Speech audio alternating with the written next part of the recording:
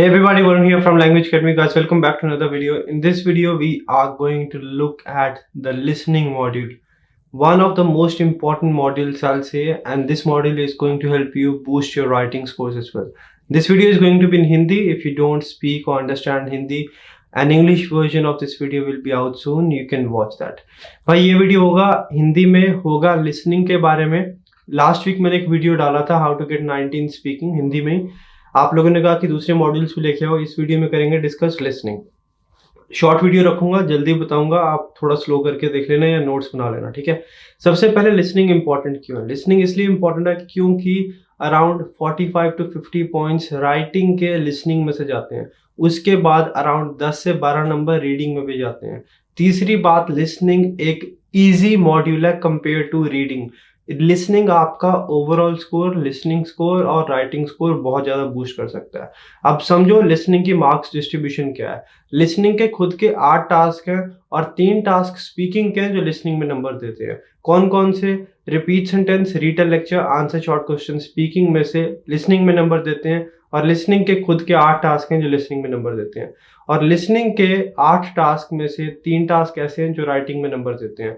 Summarise spoken text, write from dictation, listening blanks. बहुत ज़्यादा number आपको देंगे राइटिंग में. 2 टास्क लिसनिंग के ऐसे हैं जो कि रीडिंग में नंबर देंगे. हाईलाइट करेक्ट समरी और हाईलाइट इनकरेक्ट वर्ड्स. थोड़ा सा कॉम्प्लिकेटेड है बट आप सीधे सीधे शब्दों में ये समझो, स्पीकिंग लिसनिंग में नंबर देती है, लिसनिंग बहुत ज़्यादा नंबर राइटिंग में और रीडिंग में देती है, इसलिए लिसनिंग बहुत इंपॉर्टेंट है. अब लिसनिंग के 8 टास्क हैं, कौन से इंपॉर्टेंट है, किस पे वर्क करना चाहिए, किस पे वर्क नहीं करना चाहिए. 8 टास्क हैं जिसमें से 4 बहुत ज़्यादा इंपॉर्टेंट है, 4 बिल्कुल भी इंपॉर्टेंट नहीं है. पहला टास्क समराइज स्पोकन टेक्स्ट बहुत इंपॉर्टेंट है. सेकंड एमसीक्यू मल्टीपल बिल्कुल भी इंपॉर्टेंट नहीं है. Third listening fill in the blanks बहुत इंपॉर्टेंट है. Fourth highlight correct summary. Fifth MCQ single answer. Sixth select missing word. तीनों बिल्कुल इंपॉर्टेंट नहीं है. सेकंड लास्ट जो कि 7th टास्क का highlight incorrect words extremely important. Right from dictation सबसे ज़्यादा इंपॉर्टेंट है, इसको आप मिस नहीं कर सकते हैं. हम ज़्यादा फोकस करेंगे जो ज़्यादा इंपॉर्टेंट टास्क है. प्लस लिसनिंग में मेन चीज़ है टाइम मैनेजमेंट, उसके बारे में भी बताऊंगा. पहला क्वेश्चन आता है समराइज स्पोकन टेक्स्ट. 1 या 2 आएंगे ये. इनमें आपको 10 मिनट ईच मिलते हैं जिसमें ऑडियो का टाइम भी शामिल है. जैसे कि आपको ऑडियो सुनाई देगी, आपको उसका लेक्चर एक ऑडियो लेक्चर होगा अराउंड 60 to 90 सेकेंड्स. आपको उसकी समरी 50 to 70 वर्ड्स के बीच में लिखनी है 10 मिनट. लेकिन इस 10 मिनट में ऑडियो का टाइम भी शामिल है. सो बेसिकली आपके पास 8 साढ़े 8 मिनट ही होते हैं लिखने के लिए. इसमें आपने कंप्लीट 10 मिनट यूज करने हैं क्योंकि इसमें नो रोल ओवर टाइम है. मीन्स अगर आपने ये 8 मिनट या साढ़े 8 मिनट में भी फिनिश कर लिया, आपको एक्स्ट्रा 1.5 या 2 मिनट आगे नहीं मिलेंगे. सो इट्स बेटर कि आप कंप्लीट 10 मिनट्स यूज करो. अब इसमें कौन कौन सी चीज़ों का ध्यान रखना है? सबसे पहले तो आप टेम्पलेट यूज करो. मैंने अपनी बहुत सारी वीडियोस में समराइज स्पोकन टेक्स्ट का टेम्पलेट बताया, आप वो यूज करो. Plus on top of that आपको कौन सी चीज़ों का ध्यान रखना है? आपने सबसे पहले मेक श्योर करना है कि आप कोई भी वर्ड ऐसा मत लिखें जिसके आपको स्पेलिंग श्योर नहीं है. लिसनिंग में मेन रीजन क्या है लिसनिंग स्कोर कम आने का और राइटिंग स्कोर कम आने का? स्पेलिंग्स. लेट्स से जब ऑडियो चल रही है आपने कीवर्ड्स लिख लिए, ठीक है, आपके पास 20 कीवर्ड्स हैं, आपको सिर्फ 10 कीवर्ड के स्पेलिंग आते हैं. आप वो ही 10 कीवर्ड लिखो जो आपको श्योर है. अगर आपके पास वर्ड्स कम पड़ रहे हैं, आप सेम कीवर्ड रिपीट कर सकते हो. जो आपने फर्स्ट सेंटेंस में लिखा है वो लास्ट में लिख सकते हो, कोई चक्कर नहीं है. ऐसा नहीं है कि आपने एक वर्ड एक बार लिख लिया तो आप उसको रिपीट नहीं कर सकते. You can repeat it but do not write any word you are not sure. Template use करो, अराउंड 60-65 वर्ड्स यूज लिखो. कोई भी वर्ड श्योर नहीं है मत लिखो. कम कीवर्ड्स हैं, रिपीट करो. ग्रामर का ध्यान रखो. अगर आप टेम्पलेट यूज कर रहे हो तो वोकैबुलरी की टेंशन लेने की जरूरत नहीं है. ये चीजें करोगे everyday, 2 summarize spoken text practice करोगे, यू विल बी फाइन. अब इसके बाद क्या होता है? लेट्स से आपको एक समराइज स्पोकन टेक्स्ट आया, 10 मिनट आपने यूज करे. इसके बाद ओवरऑल टाइम शुरू हो जाता है. मीन्स आपके पास अराउंड 15 से 17 क्वेश्चन होंगे और 20-22 मैक्सिमम 25 मिनट होंगे सेक्शन 2 में, ठीक है. सो अराउंड 15 से 17 क्वेश्चन और 20 से 25 मिनट. ये वेरी करता है हर एक बंदे का. किसी को कम क्वेश्चन आते हैं, किसी को ज़्यादा. उसी हिसाब से आपको टाइम भी लॉट होता है. लेकिन लिसनिंग में टाइम मैनेजमेंट बहुत ज़्यादा जरूरी है. क्यों? क्योंकि अगर आपने शुरू वाले क्वेश्चंस में टाइम लगा दिया, लास्ट क्वेश्चन मिस हो गया तो एग्जाम क्लियर नहीं होगा. अब ध्यान से सोचना. सेकंड क्वेश्चन आएगा एमसीक्यू मल्टीपल. 1 या 2 आएंगे. ऑडियो को ध्यान से सुनना है. ऑडियो के दौरान ही आपने ऑप्शन सिलेक्ट कर लेना है. इसमें मोर देन 1 ऑप्शन करेक्ट होता है लेकिन इसमें नेगेटिव मार्किंग होती है. तो अगर कोई भी ऑप्शन आप गलत सिलेक्ट करते हैं तो आपको -1 भी मिलता है। मैं आपको सजेस्ट करूंगा एक ऑप्शन लगाओ जो 100% श्योर है एंड मूव ऑन। इसमें आपको ऑप्शन या आंसर ऑडियो के दौरान ही सिलेक्ट कर लेना है। जैसे ही आपकी ऑडियो खत्म होती है मैक्सिमम 5 सेकंड लेने हैं, उससे ज्यादा नहीं सोचना, नहीं पता, select what ever you think is the right answer and move on. क्योंकि अगर आपके MCQ multiple, select missing word, highlight correct summary, MCQ single सारे गलत भी होते हैं ना, बट अगर आपके मेन टास्क सही होते हैं फिर भी आपके 79 प्लस आ सकते हैं। So you don't have to focus on task which are not important. Third आ जाता है आपका listening fill in the blanks, extremely important. इसको आपने ध्यान से करना है क्योंकि ये लिसनिंग के साथ साथ राइटिंग में बहुत ज्यादा नंबर देता है। आपको 1 पॉइंट मिलता है एक ब्लैंक का। आपको 2 से 3 पैसेज आते हैं, नॉर्मली एक पैसेज में 4 से 5 ब्लैंक्स होते हैं। लेट्स से आपको 3 पैसेज आए, 4 ब्लैंक्स ईच, आपको 12 नंबर मिल रहे हैं लिसनिंग में, 12 ही मिल रहे हैं राइटिंग में। आपको करना क्या है, जब ऑडियो चल रही है अपनी आईज ऑलवेज स्क्रीन पे रखनी है और अपने हैंड्स मूविंग रखने हैं। ऐसे नहीं करना कि पहले ब्लैंक का आंसर मिला, यहाँ पे देख के लिख रहे हैं, फिर देख रहे हैं कि स्पीकर कहाँ बोल रहा है। अगर ऐसे करोगे you will miss the speaker, speaker खत्म भी कर जाएगा, पता नहीं लगेगा वो कहाँ गया। आपने अपनी आंखें स्क्रीन पे रखनी है, कीप योर हैंड्स मूविंग। एक बार ऑडियो खत्म हुई है अपने नोट्स की तरफ देखो, आंसर जल्दी से टाइप करो, मेक श्योर करो स्पेलिंग प्रूफ रीड करो, क्योंकि स्पेलिंग सही नहीं होंगे तो स्कोर नहीं मिलेगा। एक बार आपने लिख लिया, you move on. Spellings 100% perfect होने चाहिए। अगर वर्ड के एंड में एस बोला तो आपको एस लिखना पड़ेगा, ईडी बोला आपको ईडी लिखना पड़ेगा। साथ ही साथ अगर कोई फुल स्टॉप या क्वेश्चन मार्क के बाद ब्लैंक शुरू हो रहा है, आपको कैपिटल अल्फाबेट से शुरू करना पड़ेगा। कोई प्रॉपर नाउन है जैसे जगह का नाम, बंदे का नाम, किसी ऑर्गेनाइजेशन का नाम, you have to start with capital alphabet as well. Everyday 10 से 15 लिसनिंग ब्लैंक्स आपने प्रैक्टिस करने हैं। उसके बाद आ जाता है आपका highlight correct summary, MCQ single और सिलेक्ट मिसिंग वर्ड। इन तीनों टास्क की ऑडियो ध्यान से सुननी है, ऑडियो के दौरान ही ऑप्शन सिलेक्ट करने का ट्राई करना है। ऑडियो के बाद मैक्सिमम 5 से 10 सेकंड लेने हैं, आंसर सिलेक्ट होगा तो इट्स फाइन, नहीं भी होगा तो छोड़ना नहीं है, अपना बेस्ट शॉट लगा के you have to move on. Negative marking कोई नहीं है, छोड़ के नहीं आना, बट टाइम वेस्ट नहीं करना, क्योंकि यहाँ पे टाइम वेस्ट कर दिया तो आखिरी वाले क्वेश्चन मिस हो सकते हैं।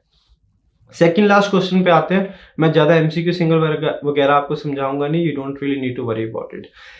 सेकंड लास्ट क्वेश्चन है highlight incorrect words, extremely important क्योंकि इसने लिसनिंग और रीडिंग में बहुत स्कोर देने हैं। You get 1 point for each correct selection. इसमें होता क्या है, आपकी स्क्रीन पे टेक्स्ट दिया जाएगा, सेम टेक्स्ट की ऑडियो चलाई जाएगी, लेकिन कुछ वर्ड टेक्स्ट में अलग होंगे, स्क्रीन पे अलग होंगे। आपको जो भी वर्ड्स ऑडियो में लगे और टेक्स्ट में लगे हाईलाइट करने हैं या सिलेक्ट करने हैं। नॉर्मली 2 से 3 पैसेज आते हैं और हर एक पैसेज में अराउंड 4 से 5 इनकरेक्ट वर्ड्स होते हैं।